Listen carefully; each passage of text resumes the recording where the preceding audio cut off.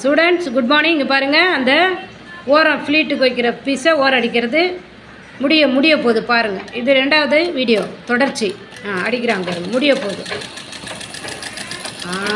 Piece முடிச்சு. Hi students, இங்கே பாருங்கள், அந்த ரவுண்டு பில்லோவுக்கு சுருக்கம் எப்படி வருது பாருங்கள். இங்கே பாருங்கள், வா எப்படி வைக்கிறாங்கன்னு ஃப்ரெண்டில் பாருங்கள், எப்படி சுருக்கம் வைக்கிறாங்கன்னு. 1 இன்ச்சு 1/2 இன்ச்சு டிஃப்ரென்ஸில் கையில் வந்து ஊசி வச்சுருக்காங்க. கையில் ஊசி வச்சுருக்காங்க பாருங்கள். ஊசி எப்படி வச்சு வைக்கிறாங்க பாருங்கள். அங்கே பாருங்கள், ஊசி வச்சா தான் வருங்களாம்மா. ரைட்டு, ஊசி வச்சா தான் வருமா, அழகாக வருமா. ஒரு ஃபிலீட் வைக்கிறது சாதாரண விஷயம் கிடையாது. அங்கே பாருங்கள் எவ்வளோது வச்சு அழகாக திருப்பியிருக்காங்க. இப்போ இந்த ஃபிலீட் வந்து பாவாடைக்கு வைக்கலாம், ஃப்ராக்குக்கு வைக்கலாம், ப்ளவுஸு கைக்கு வைக்கலாம். நெக்ஸ்ட்டு வந்து ஸ்க்ரீனு, இங்கே பாருங்கள், இந்த ஸ்க்ரீனுக்கு கூட இந்த மாதிரி ஃப்ரீல் வைக்கலாம். பாருங்கள், ஸ்க்ரீனுக்கு ஃப்ரீல் வந்து நீங்கள் வைக்க கற்றுக்கணும், ட்ரைனிங் எடுக்கணும். நான் முழுசாக தெரியணும், கை தெரியணும். இங்கிட்ட வந்து கை எடுங்க, அங்கே கொஞ்சம் எடுங்க, அங்கேருந்து தூரத்துலேருந்து எடுங்க, பக்கத்தில் எடுங்க, சைடில் எடுங்க, திரும்பிட்டு எடுங்க, கை எடுங்க. சரியா ஸ்டூடெண்ட்ஸ்? இங்கே பாருங்கள், நான் எப்படி வைக்கிறேன்னு பாருங்கள். ஃபாஸ்ட்டாக அழகாக மிஷின் ஓடிக்கிட்டே இருக்கும். அவ்வளோதான். இங்கே பாருங்கள், ஆனால் கையில் ஊசி வச்சுக்கணும். நீங்கள் நிதானமாக செய்யுங்க, நான் வேணான்னு சொல்ல. இந்த மாதிரி ஒரு ஊசி வச்சு கையில் வச்சிங்கன்னா தான் இப்போ வச்சு தைச்சாங்க பார்த்தீங்களா ஸ்டூடெண்ட்ஸு, எவ்வளோ அருமையாக பொறுப்பாக தைச்சாங்க பாருங்கள். சும்மா ஏனோ தானேன்னு வேலை செய்யக்கூடாது. எந்த வேலை எப்படி செய்யணுமோ அப்படி செஞ்சால் தான் நமக்கு வந்து கரெக்டாக அந்த வேலை வரும். இருங்க, ஒரு ஃப்ரீலுக்கும் நிறுத்தி கூட செய்யுங்க, வேணான்னு சொல்ல. இப்படி ஃப்ரீயில் வந்து தோல் மேலே போட்டுக்கோங்க, இன்னும் ஈஸியாக அது வந்துக்கிட்டே இருக்கும். அது பாட்டிக்க பாருங்கள், துணியை தோல் மேலே போட்டுக்கிட்டு இப்படி வச்சிங்கன்னா அது இன்னும் நீங்கள் எடுக்க வந்துக்கிட்டே இருக்கும். பாருங்கள் எவ்வளோ அழகாக வைக்கிறேன் பாருங்கள். இல்லை பொறுமையாக வைக்கிறதுனா இப்படி வைக்கணும். இங்கே பாருங்கள், 1 2 இப்படி வச்சு தைக்கணும். அடுக்கா இப்படி பிடிச்சிக்கிட்டு இங்கே பாருங்கள், வந்துருச்சா? பாருங்கள், 1 2 3 அப்படி வச்சுக்கிட்டு பிடிச்சி தைக்கணும் நெருக்க. அவ்வளோதான். அந்த ஊசியை வைக்கலைன்னா இப்படி 3 வச்சு பிடிச்சிக்கணும். நம்ம சுருக்கம் வச்சு பில்லோ தானே, உங்களுக்கு பில்லோ ரொம்ப ஈஸி அப்படியெல்லாம் கிடையாது. எவ்வளோ கஷ்டமான வேலை பாருங்கள். ரவுண்டு பில்லோ தைச்சிட்டு இது தைக்கணும். இப்போ நாடா தைக்கிறோம். ரவுண்டு பில்லோ முடித்தோடனே சுருக்கம் வைக்கிறது, அவ்வளோதான். இப்போ அதில் வச்சு நம்ம அடிக்க போகிறோம். கட் பண்ணிக்கோங்க. ரவுண்டில் இது வேறு மாடலும் தைக்கலாம், இந்த மாடலும் தைக்கலாம். அங்கே பாருங்கள், நல்ல பக்கத்தில் நல்ல பக்கம் உள்ளே வச்சு தைக்கிறேன். கொஞ்சோண்டு இதில் விட்டுட்டு ஸ்டார்ட் பண்ணுறேன். பாருங்கள், பாருங்கள், அவ்வளோதான். பாருங்கள்,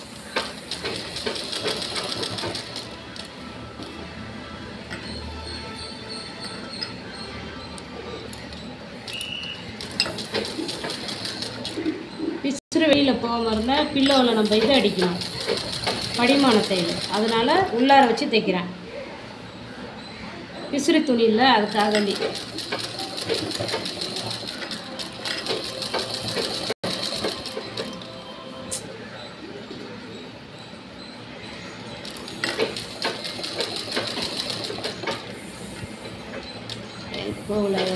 கொஞ்சம் கட் பண்ணி படிமான தையல் போட்டால் முடிஞ்சு.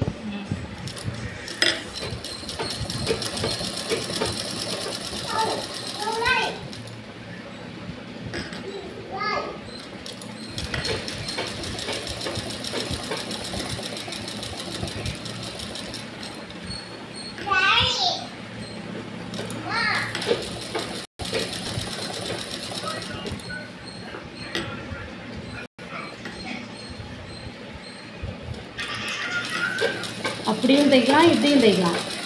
உங்களுக்கு புரியுதுல்ல? அன்றைக்கி தைச்சிங்களே அப்படியும் தைக்கலாம், இப்படியும் தைக்கலாம்.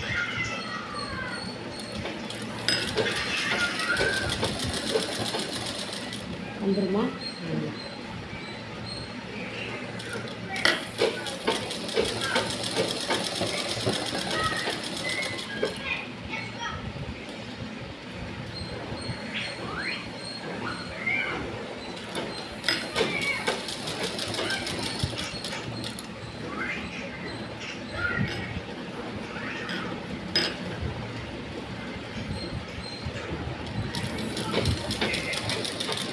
கொஞ்சம் கட் பண்ணுறேன்.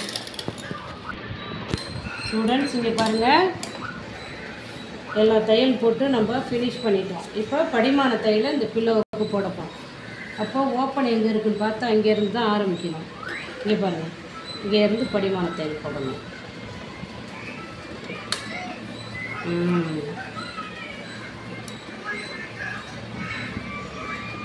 அப்படி போடணும் தையல். கொஞ்சம் கஷ்டம், ரொம்ப மூடான இடம்ல கொஞ்சம் கஷ்டப்பட்டு தான் இந்த நம்ம தையல் போடணும். பொறுமையாக போடணும். பாருங்கள்,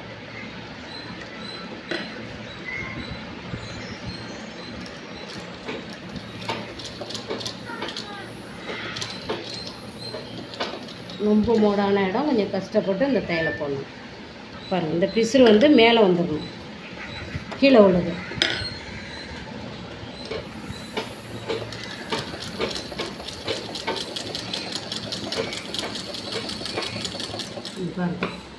சாதாரண வேலை கிடையாதுமா, இந்த வேலை செஞ்சாலும் கஷ்டம்தான். இங்கே பாருங்கள், கீழே பார்த்துக்கணும், இது இப்படி மேலே இருக்கா பார்த்துக்கணும்.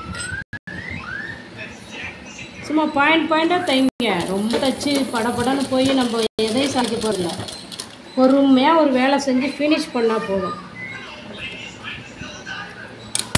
பாருங்கள், இந்த பிசுறு மேலே அப்படி வந்திருக்கான்னு பார்த்து பார்த்து செய்யணும். இல்லைன்னா பிரித்து தான் அழகாக செய்யணும். நீங்கள் பாருங்கள்,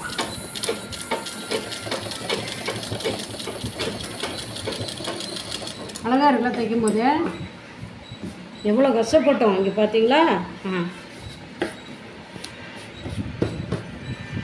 ஒரு வேலை செஞ்சு முடித்த பிறகு தான் இங்கே பாருடா, இந்த துணியெல்லாம் அப்படி மேலே வந்துடணும். அப்போ தாண்டா இந்த படிமானம் கரெக்டாக.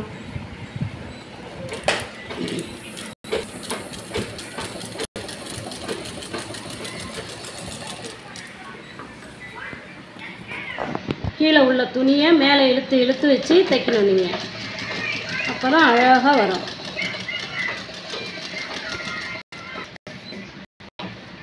தையல் கற்றுக்கிட்டால் வித்தியாசமாக வீட்டில் நீங்கள் செஞ்சு போட்டால் தான் வீட்டுக்கு தையல் கிளாஸ் அனுப்புனவங்களுக்கும் பிடிக்கும். என் பொண்ணு இருந்தால் வீட்டில் கல்யாணத்துக்கு பிறகு சொல்லுவாங்க, ஸ்க்ரீனு நல்லா தைச்சி போடுவா, பில்லோ கவர் தைச்சி போடுவா, லுங்கி அடித்து குடிப்பா. எங்கள் பொண்ணு தையல் கிளாஸ் படித்ததுனால வீட்டில் உள்ள அவ்வளோ வேலையும் என் பொண்ணு தான் பார்த்துக்குச்சின்னு பெருமையாக சொல்லணும். வீட்டில் எல்லா வேலையும் நீங்கள் தையல் வேலையை வீட்டுக்கு செஞ்சு வைக்கணும். கற்றுக்கிட்டு போய் மூட்டை கட்டிக்கிட்டு உட்கார்ந்துருக்கக்கூடாது. வீட்டை பார்த்தா அப்படி ஒரு டெய்லர் வீடு மாதிரி அழகாக இருக்கணும். ஸ்க்ரீனு, அது இது, பில்லோ, லுங்கி அடிக்கிறது, புடவை ஓரம் அடிக்கிறது, வீட்டில் ஒருத்தருக்கு தையல் லூஸாக இருக்கா அதை உடனே பிடிச்சி கொடுக்கணும். நீங்கள் செஞ்ச வேலைக்கு அதான் மரியாதை.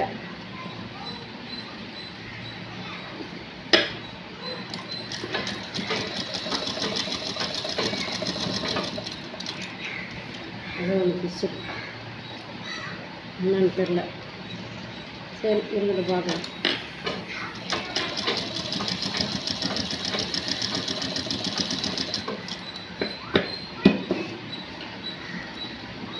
அடி துணி வந்து மாறிடுச்சா கரெக்டாக நேராக இருக்கான்னு பார்த்து பார்த்து செய்யணும்.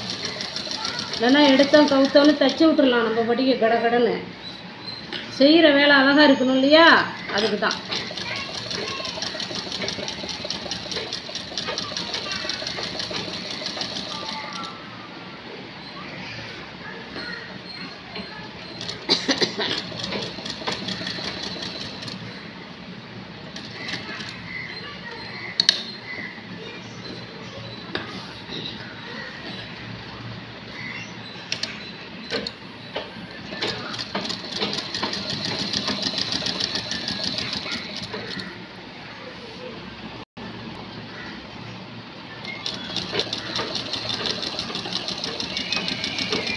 இதை கட் பண்ணுங்கள், அதையும் எடுத்துகிட்டு வந்துடுறேன். ரெண்டையும் ஸ்டூடெண்ட்ஸுக்கு பாருங்கள், பில்லோ ரவுண்டு பில்லோ பாருங்கள். ரெடி பண்ணிட்டோமா? உள்ளே ஓப்பன் இருக்குது, நம்ம உள்ள தலகாணியை உள்ளே திணிச்சிக்கலாம். இங்கே பாருங்கள், இது உள்ள தலகாணி திணிச்சிருக்கு. துணி இந்த மாதிரியும் மாடலாக போடலாம், இல்லை ஒரே துணியில் வேணும்னாலும் செய்யலாம். குட்டியாகவும் செய்யலாம், பெருசாகவும் செய்யலாம். அடுத்த மாடலுக்கு அடுத்த வீடியோ பார்க்கலாம், சந்திக்கலாம். Okay, bye. Thank you student, thank you viewer.